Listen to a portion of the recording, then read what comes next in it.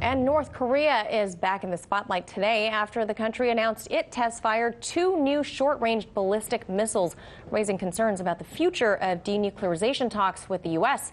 RT's Rachel Blevins has been following the story and is joining us to discuss. So, Rachel, what has the North said about these tests?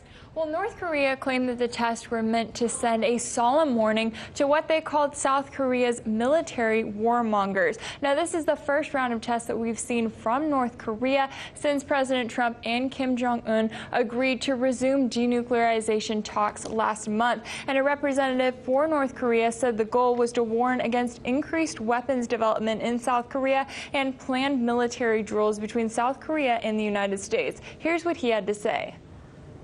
The Supreme Leader said that his advice to the South Korean chief executive is to understand in time the danger the developments will possibly bring, stop such suicidal acts as the introduction of ultra-modern weapons and military exercises. Now, reports have also warned that the new missiles used by North Korea could likely reach all of South Korea, which includes more than 28,000 U.S. forces with little warning and little time to intercept. So it looks like whatever happens to South Korea would be of great concern to the United States because they still have such a massive military presence there. Now, speaking of South Korea, those tests were happening as National Security Advisor John Bolton was on the ground in South Korea. You think there's any coincidence? Doesn't seem like much of a coincidence at all. It seems like North Korea was trying to make some noise because they had John Bolton there in South Korea meeting with officials and talking about the importance of increasing that alliance. Here's what Bolton had to say about those talks.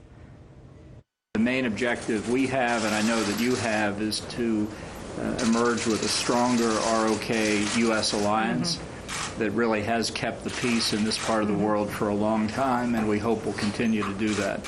So there are many challenges out there, some in this part of the world, some in other parts of the world. Now, it's interesting to note here that both Bolton and officials from South Korea did not specifically mention North Korea. Instead, they just made broad statements about threats to the region. And now, Rachel, given that President Trump and Kim Jong-un both say that they're open to yet another meeting, it hasn't been yet firmed up. Do you think these latest antics are going to affect possible future denuclearization talks? Well, so far it looks like U.S. officials are remaining optimistic, and Secretary of State Mike Pompeo even said that even with this latest round of tests, that the U.S. still plans to move forward with working-level talks with North Korea in a couple of weeks. Now, he also went on to say, quote, "Everybody tries to get ready for negotiations and create leverage and create risk for the other side. We remain convinced that there's a diplomatic way forward, a negotiated solution to this." Now, it's also interesting to note that in the past, North Korea has made some very aggressive statements about the United States, but with this week's statement, they only mentioned South Korea. So there may still be a chance that denuclearization talks could continue in the near future. Yeah, still a lot of moving parts there. As always, appreciate your research into this topic. RT's Rachel Blevins, thank you. Thank you. Hey YouTube, thanks for checking out our channel. We hope you enjoyed the video. We have tons of content for you just like this. For more of RT America's one-of-a-kind news and analysis, be sure to subscribe and never stop questioning more.